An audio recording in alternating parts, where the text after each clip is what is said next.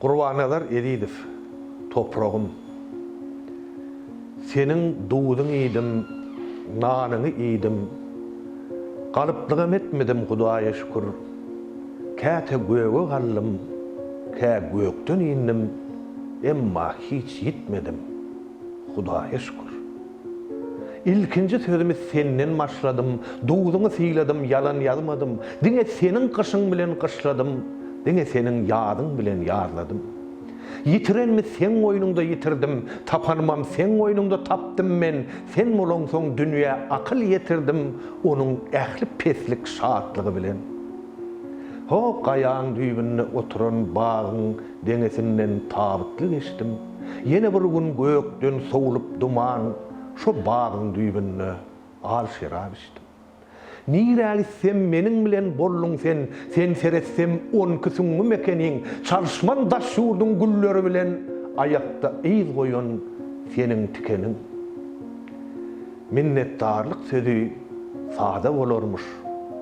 Ýollaryň ak bolsun, uzaga gitsin, bak uka bassam, bir gadaply kış, sen oýnuňda ýatmak müýesser etsin.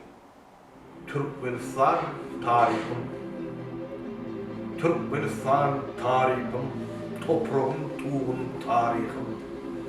Yoğun zamanım, dilemedik amanım. Canım, kanım, kurbanım, kılıcım hem urhanım.